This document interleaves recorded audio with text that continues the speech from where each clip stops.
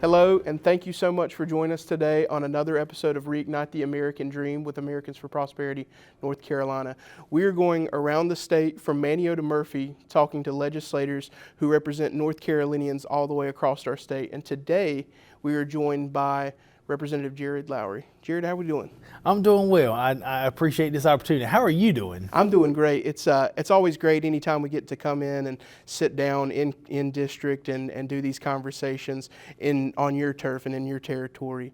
I think how it would probably be best to get started is just for you to talk a little bit about your district, the folks that you represent, and what your district layout looks like. Well, first, I'd like to welcome you to Robeson County. This truly is God's country. To me, it's the best place in the state. It's home. It's where my people have been for about 10,000 years, and it's where my grandparents are buried. It's hopefully where I will be buried and my grandchildren will be buried. It's home, and that's the best way I can describe Robeson County. Robeson County is a unique place. District 47, which I represent, is all in Robeson County. We have been described as probably the most racially diverse rural county, definitely in North Carolina, maybe even the United States. It's home to the Lumbee tribe of North Carolina, which I'm a proud member of. We constitute about 40 to 42% of the population. We have a strong white community, strong black community, and a growing Hispanic community. So we are very well diverse. We sit on the Lumber River that runs through the county. And I'd say we're kind of like at the crossroads of eastern United States. We have 74 and 95 intersect right here in Robeson County.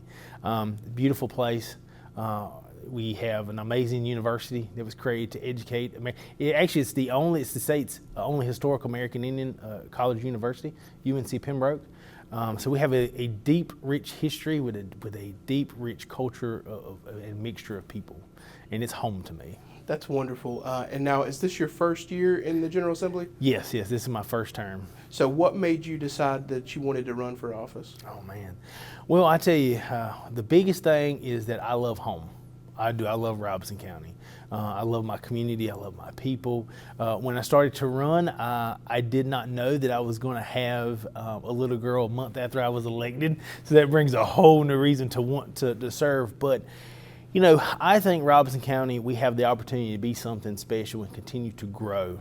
And I think that we need that leadership that understands how special we are and wants to work hard to give every Robesonian the opportunity. And I believe that I have a special, unique skill set and a special understanding of who we are to come advocate for our people and help advocate policies that's going to help Robeson County grow and flourish and all our people. And now, with a little girl, she's roughly about 9 months right now, I want her to have not just the same opportunities I've had, but better opportunities that I have. I joke and say that I want her to be an astronaut or a NASCAR driver. Whatever she wants to be, I want her to have the ability to grow up in Robeson County with the educational opportunities, economic opportunities to be whatever she wants to be. That's awesome.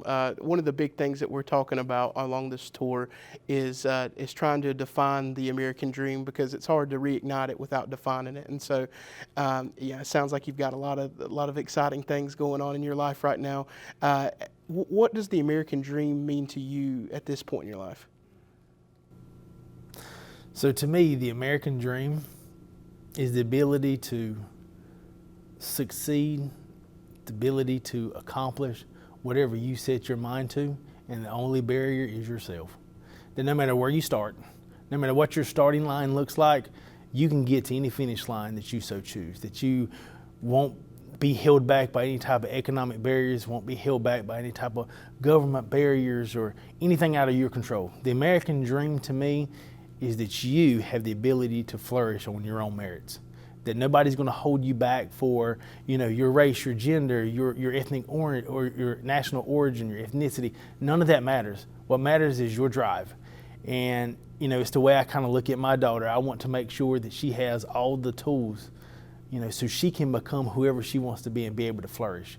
If that ends up being, an apartment in Manhattan, if it ends up being a ranch, if that ends up having a house with an in-ground pool, whatever she so chooses. She wants to be a doctor, a lawyer, a school teacher. She wants to be a woodworker, a mason, a NASCAR driver. Whatever it is, that she will have the opportunity to accomplish that. Because in America, the only thing that should matter, and the only thing that really does matter, is what you want and your abilities. Not the government to look at you and say, well, you were born in this class or you were born in this state, so you must stay there.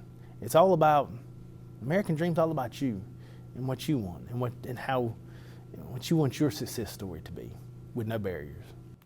As we talk to folks about their American Dream, and as we are on this path to reigniting the American Dream, one of the unfortunate common themes that we've heard from folks is that that American Dream is getting harder and harder to chase down. Recently, the president has coined his term for his economic success as Bidenomics, and so I just wanted to get your take on what you think Bidenomics means for you and for the folks that you serve here. Well, I tell you what, Bidenomics in Robbins County is the totally opposite of what the American Dream is. Bidenomics is everything costs a lot, it's hard to find a job, and you can't get any decent pay raises. That's Bidenomics. I mean, if you go into the grocery store and you want to provide rather your 9-month-old, your 10-year-old, or maybe your 80-year-old parents that are living with you, if you want to provide them food, it's hard to do because it's so expensive. You know, even McDonald's used to have what we call a dollar menu, and I think it's value menu. I don't even know what the name of it is now because it's really not a value, it's expensive. So to me, Bidenomics is everything's a lot more expensive. Jobs are harder to come by, harder to find. And you know, used to you could get a good pay raise. You work hard enough, you get a good pay raise. Now that pay raise has been eaten up by inflation. No matter almost what you get, you know, what you would consider a good pay raise, maybe you get a 5%. Well, guess what? Inflation was 9%. So it just ate it all up. To me, and I think to a lot of North Carolinians, especially here in Robbins County, that's Bidenomics. Like, you're stuck. That's Bidenomics.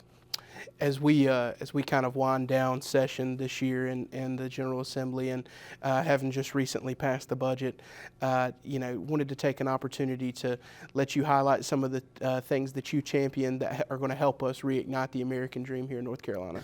Well, there's a couple of things that happened this session I'm very, very proud of. One of my goals coming to the General Assembly is continue to make North Carolina the best place to work, live, worship, and raise a family. But I spoke with a gentleman actually last week who's a realtor who moved from New York State, and he came to North Carolina, and his plan was to retire in Florida. And he says, the tax policies that you guys are doing, he says, I can retire in North Carolina. I only have to go to Florida. So I guess now we need to make sure North Carolina is the place to work, live, worship, raise a family, and retire. You know, we have continued tax reform that's going to allow people to continue to get good jobs here in North Carolina, and apparently now to retire in North Carolina, which is what we want. But also there's a few other initiatives. You know, we just passed, I think, the largest expansion of school choice here in North Carolina. There's a lot of folks here in Robeson County in my district who are already choosing to send their child to other non-public schools. And now I think every parent should have that opportunity, and we will. Every parent pays taxes to send their child to school, and now they can choose where they want that child to go to school, and I think that's huge. And there's two other things I've worked on. One of them, which I'm very, very proud of, is my first bill that got signed into law. It's called the American Indians Graduating with Honors Act. In North Carolina, we have the largest American Indian population east of Mississippi, which means we also have the largest student population. And American Indian students really getting in trouble.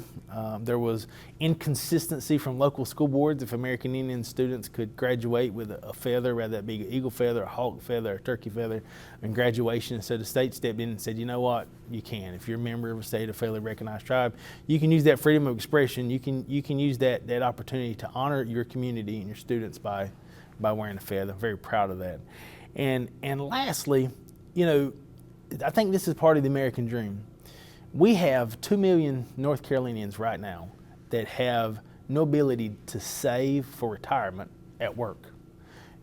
I have, and maybe you have, and a lot of other folks have opportunity to have 401k, which is direct, deposit right out your paycheck.